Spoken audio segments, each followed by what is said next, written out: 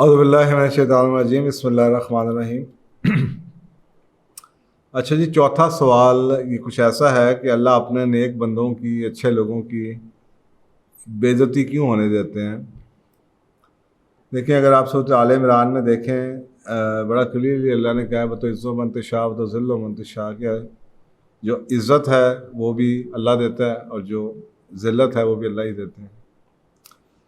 تو اللہ سبحانہ تعالیٰ کا جو نظام ہے، میرا خیال ہے وہ ہمیں یہ سمجھنا چاہیے کہ ایک ہوتا ہے ذلت ہونا یا ذلت لگنا، بے عزت ہونا۔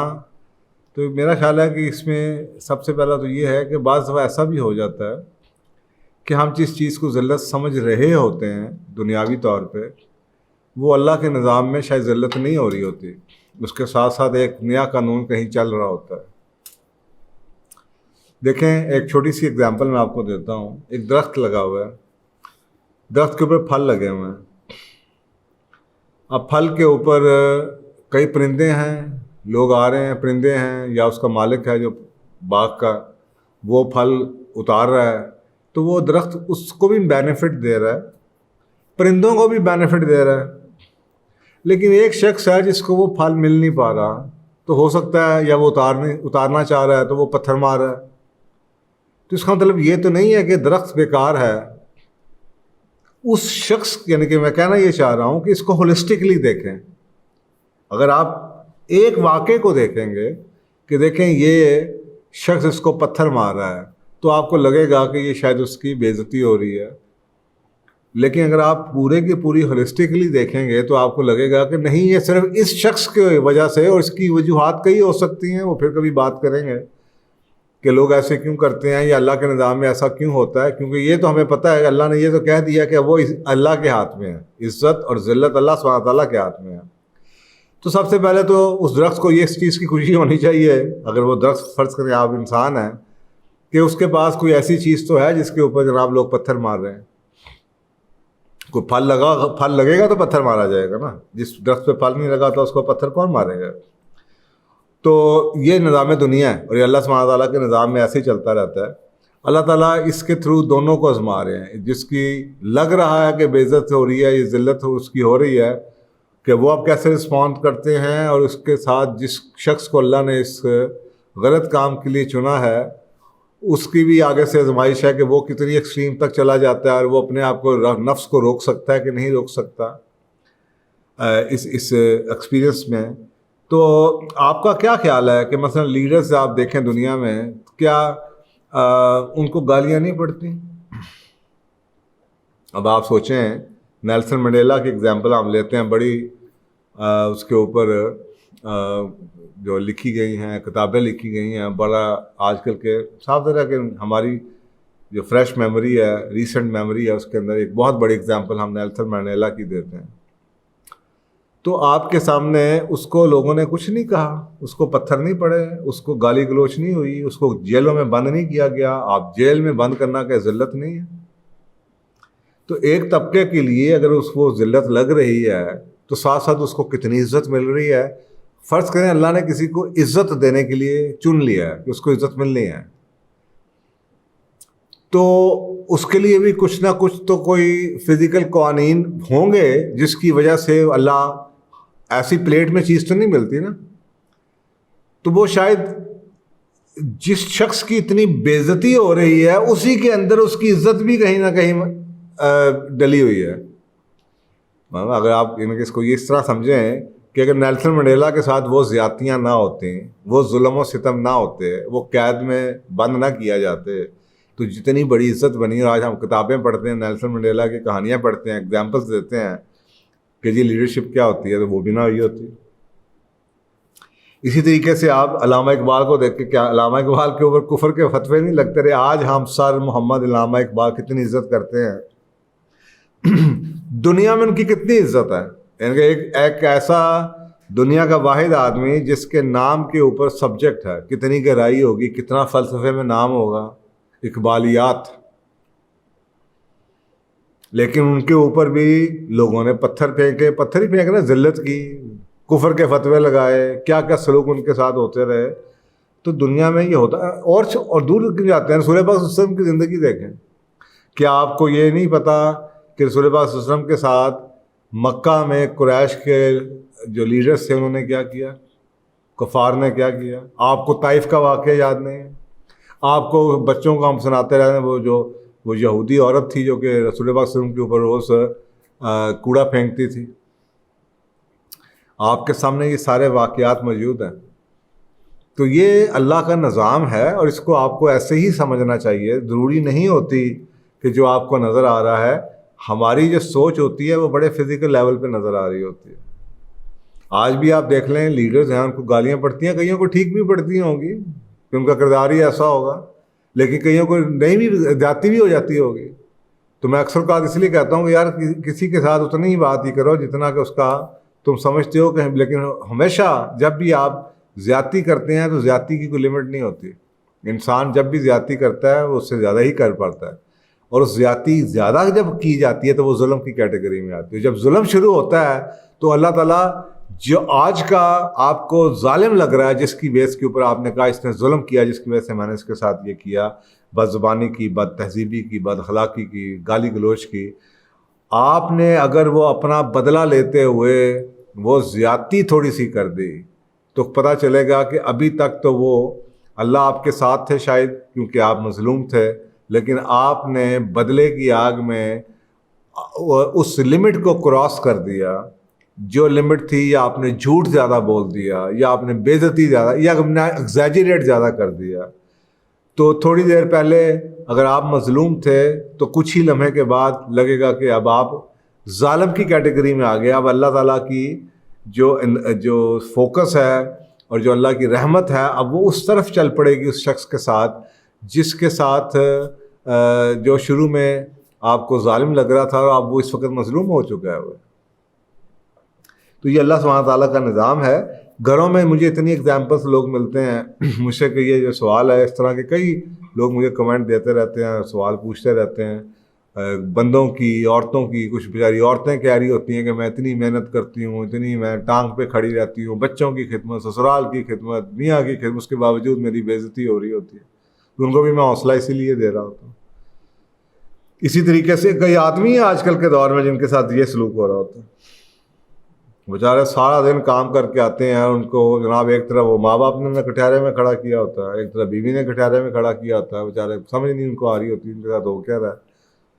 تو یہ تو ہمیں لگ رہے ہیں نا ذلتیں ہیں. پتہ نہیں اس شخص کی کون سی دعا ایسی ہے جو اللہ تعالیٰ نے اس کو اس تھوڑی سی مشکل میں آزمائش میں ڈال کے اس کی وہی دعا قبول ہونی تھی، اور اللہ نے اس نظام کو فزیکل نظام کے تھرو ہی اس کی دعا قبول کرنی. تو یہ جو ہوتا کیوں ہے؟ دیکھیں لوگوں کی اپنی سوچ ہے. لوگ اپنی پرسیپشن، اپنے تجربے، اپنی عقل، اپنی بائسز کے یوز کرتے ہوئے رائٹ اور رانگ کا انتخاب کرتے ہیں. آپ چاہے پرنسپل سینٹرڈ آدمی، آپ صحیح بات کر رہے ہیں، ایک شخص غصے میں آیا ہوا ہے، اس کو لگ رہا ہے اس کے ساتھ جاتی. یہ کسٹمر سروسز میں ہم جب ٹریننگ کیا کرتے تھے لوگوں کو ہم سمجھایا کرتے تھے کہ وہ کسٹمر آ رہا ہے، وہ بد تہذیبی کر رہا ہے، بد زبانی کر رہا ہے، بد اخلاقی کر رہا ہے، اور آپ اس کی بات کو سن لیں. جب سن لیں گے تو جب اس کا غصہ اتر جائے تو بعد میں اکثر کا 70-80% میں کیسز میں یہ لگتا تھا کہ زیادتی کسٹمر کو لگ رہا تھا اس کے ساتھ زیادتی ہوئی ہے، جبکہ جب اصل بات سامنے آئی تو پتہ چلا کہ کسٹمر کے ساتھ کوئی زیادتی نہیں ہوئی، کسٹمر نے زیادتی کی ہے. تو کسی نے اس کو میسج بھیجا تھا، یا کوئی ای میل بھیجی تھی، یا اس نے کوئی پالیسی نہیں پڑھی تھی، یا اس نے نیچے سائن کر دیے تھے پڑھے بغیر، یا اس کو انگریزی نہیں آتی تھی، یا اس نے سمجھا نہیں ہے. تو بھائی یہ تمہارا قصور ہے، تم نے سائن کیوں کیا؟ انگریزی تمہیں اگر نہیں آتی تھی، تمہاری سمجھ اتنی نہیں تھی، تو تمہیں لگ رہا ہے تمہارے ساتھ زیادتی ہوئی ہے، جبکہ تمہارے ساتھ زیادتی نہیں، تم نے زیادتی کی ہے. تو لوگوں کی پرسیپشن. تو اگر آپ اس کی سولوشن میں جائیں تو وہ سولوشن میں پھر انشاءاللہ اگلے سوال میں بات کریں گے. تو سولوشن اس کا کیا ہو سکتا ہے؟ وہ تو ٹھیک ہے آپ پرسیپشن کریکٹ کرنے کی کوشش کرتے ہیں کہ آپ کو وجہ بتا رہا ہوں کہ لوگ ایسا کیوں کرتے ہیں. اسی طریقے سے لوگوں کی کچھ لوگ ایسے ہوتے ہیں جن کی نیڈ ہوتی ہے، انہیں بد زبانی سے، بد تہذیبی سے، بد اخلاقی سے کسی کو نیچے ڈا کر کے اپنی کوئی نیڈ پوری کوئی ایموشنل نیڈ پوری کر رہے ہوتے ہیں. وہ اندر سے اتنے کھوکھلے ہوتے ہیں کہ وہ اندر کسی کو اپنے آپ کو بلڈ کر رہے ہوتے ہیں، یا ان کا کیس اتنا ویک ہوتا ہے کہ وہ کسی اپنے کیس کو اسٹرانگ کرنے کے لیے یہ سوچ رہے ہوتے ہیں کہ ان کے ساتھ زیادتی ہوئی ہے، یا ان سے زیادتی ہو چکی ہوتی ہے لیکن ان کی نفس اپنی غلطی ان کو ماننے نہیں دے رہی ہوتی ہے، اس غلطی کو چھپانے کے لیے وہ جستجو کر رہے ہوتے ہیں کہ ان کو کوئی کسی طریقے سے کوئی غلطی نکل آئے، اور وہ اپنی نیڈ پوری کر رہے ہوتے ہیں۔ نیڈ کیا ہوتی ہے کہ جناب ان کو سیلف اسٹیم بلڈ کرنی ہے، ان کو لگے میں کتنا پاورفل ہوں، دیکھو میں کیا کسی کے ساتھ کہا، او دیکھو جی میں آج دن نہ کیتا، میں فلانے نہ کیا کیتا۔ تو ان کی نیڈ ہوتی ہے، لوگوں کی اپنی لو سیلف اسٹیمس کی وجوہات ہیں، لوگوں کی اپنی ایموشنل نیڈس ہیں، کسی کی کچھ سنتا نہیں، اس کو موقع ملا اس نے اس کی بےعزتی کر دی، اس نے اس کی، اس کو ہم سائیکالوجی کی ٹرم میں ٹاکسک لوگ کہتے ہیں، زہریلے لوگ، کہ یار یہ ہر رشتے میں آپ کو ملیں گے، آپ کے دوستوں یاروں میں ایسے ہوں گے جو کہ آپ کا مذاق اڑاتے رہیں گے، فضول میں مذاق اڑائیں گے، اور موٹے اور گنجے اور فلانا، آپ اس کو ان کو اس چیز کا بھی احساس نہیں کہ آپ ٹھیک ہے کلاس فیلو سے 20 سال پہلے آج آپ ایک معزز آدمی ہیں، آپ کے بچے آپ کے سامنے بیٹھے، ان کو زبان پہ اتنا بھی کنٹرول نہیں کہ جی یہ بات بڑوں کے سامنے کرنی، بچوں کے سامنے، بیوی کے سامنے کرنی ہے کہ نہیں کرنی۔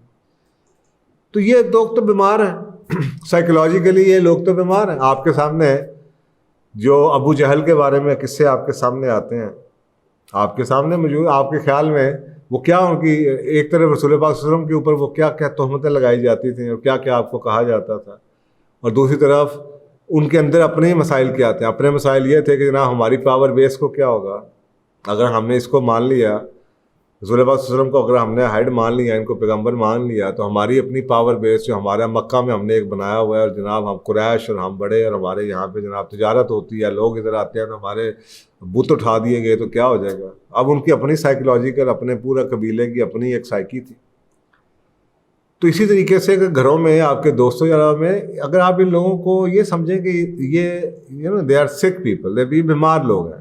اکثر اوقات میں دیکھتا ہوں کہ جن لوگوں کے اوپر پتھر پڑ رہے ہوتے ہیں، وہ جیسے ایک درخت ہے، میں کہتا ہوں اکثر لوگوں کو کہ یار جو درخت ہے اگر اس کے اوپر پتھر پڑ رہے ہیں تو کیا وہ، یا اس کے اوپر جناب پرندے آ کے چونچے مارے ہیں پھل کے اوپر، تو کیا وہ اگلے سال پھل دینا بند کر دے گا؟ وہ پھل دیے جا رہا ہے، پتھر مارنے والے پتھر ماری جا رہے ہیں۔ یہ دنیا کا نظام ہے، چلتا رہتا ہے۔ اور آپ اکثر کا دیکھیں گے کہ جن کا کام ہی پتھر مارنا ہے وہ 10 سال کے بعد بھی پتھر ہی مار رہے ہوں گے، اور جو کچھ کرنے والا ہے وہ کیے جا رہا ہوگا، وہ آگے سے آگے نکلتا چلا جا رہا ہے۔ اس کا یہی جواب ہے۔ آپ کے سامنے رسول پاک صلی اللہ علیہ وسلم کی زندگی میں ایسا نہیں ہوا۔ طائف کا واقعہ نہ ہوا ہوتا، یا مکہ میں ان کے ساتھ نہ ہوا تھا، تو اللہ سبحانہ تعالیٰ نے جو رحمتیں کرنی تھی، اور اس کے بعد جو فتح مکہ ہوئی ہے وہ شاید ایسے نہ ہوئی ہوتی۔ تو اللہ سبحانہ تعالیٰ آزماتے تو ہیں۔ تو جب فتح مکہ ہوئی تو آپ کے سامنے آج ہم رحمت للعالمین کہتے ہیں رسول پاک صلی اللہ علیہ وسلم کو۔ آج آپ سوچ لیں کتنی زندگی، کتنی بڑی کتابیں جو ان سے جو نان مسلمز ہیں وہ بھی لکھ دیتے ہیں اور کہتے ہیں کہ دنیا کے سب کی تاریخ میں الحمدللہ رسول پاک صلی اللہ علیہ وسلم جیسا کوئی لیڈر نہیں دیکھا گیا۔ تو آپ کے سامنے اتنی زیادہ عزت، اتنی عزت، تو اس کے بعد کون سے پیغمبر ایسے ہیں جو آپ کو سمجھ آئے گا؟ کون سے ایسے پیغمبر ہیں جو کہ جن کے ساتھ لوگوں نے، معاشرے نے ایسی زیادتیاں نہیں کی؟ تو اس لیے یہ سمجھنا کہ اللہ سبحانہ تعالیٰ جب کسی شخص کے ساتھ زیادتی آپ کو لگ رہی ہو، کسی کے ساتھ بے عزتی اس کی لگ رہی ہو، یہ اللہ کے نظام میں نا، وہ کہتے ہیں نا زندگی کی کتاب میں ایک چیپٹر نہیں ہوتا، کئی چیپٹر ہوتے ہیں۔ جیسے رسول پاک صلی اللہ علیہ وسلم کی زندگی میں ایک چیپٹر تھا رسالت سے پہلے کا، تو آپ کی کیا عزت تھی، ساری مکہ کے لوگ آپ کی کیا تعریف کرتے تھے، کیا عزت آپ کی جاتی تھی، صادق اور امین کے لقب دیے جاتے تھے۔ اس کے بعد ایک چیپٹر آیا، اور اس کے بعد آپ لوگ، آپ کی صلی اللہ علیہ وسلم کی کتنی زیادہ لوگوں نے، قریش کے سرداروں نے اور کفار مکہ نے، اور پھر طائف میں کیا کیا آپ کے ساتھ سلوک نہیں کیا گیا، کیا کچھ نہیں کیا گیا آپ کے ساتھ۔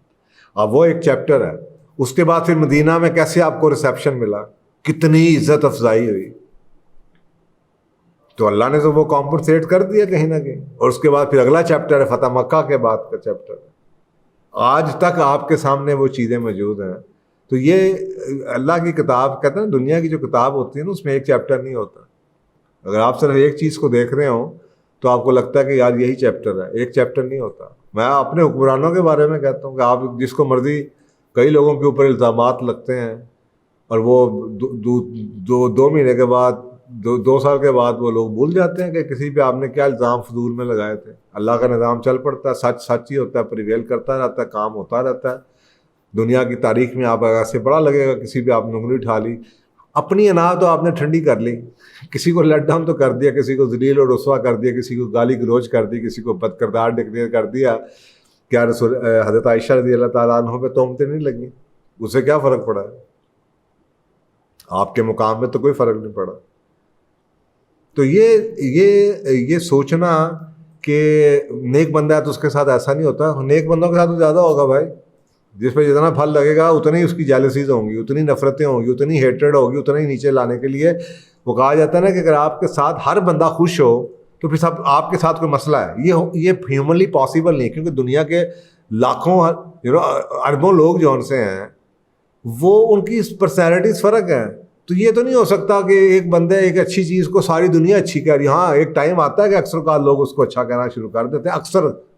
اکثر لوگ, میجورٹی پھر بھی شاید میجورٹی بھی ہو جائے 100% پھر بھی شاید نہ ہو, لیکن وہ ٹائم کسی شخص کی بعد ڈیتھ کے بعد آتا ہے کہ آپ لوگوں کو احساس ہوتا ہے کہ نہیں یار وہ شخص کیا تھا. آپ نے اکثر کہا دیکھا ہوگا لوگوں کی ڈیتھ کے بعد لوگوں کو یاد آتا ہے کہ یار وہ بندہ کیا بات کیا گیا. اس کو پھر ڈھونڈتے رہتے ہیں, پھر مزار مقبرے بناتے رہتے ہیں. تو یہ سوچنا کہ یہ سارے ہی لوگوں کو آپ کا سچ ان کو بھی اپنا سچ لگے گا, یہ غدیاتی ہوتی ہے, یہ غلط ہے. یہ سمجھنا ہی آپ کو تکلیف زیادہ دے گا کہ پھر آپ کو یہ سوال اٹھتا ہے کہ یار میرے ساتھ کیوں ہو رہا ہے. لیکن اگر آپ کو بنیاد کا پتہ ہے, بیسکس کا پتہ ہے, تو پھر آپ اس کو خوش اسلوبی کے ساتھ آپ اس کو نبھا لیں گے, اور اگر اپنا آپ کا سفر جاری رہے گا.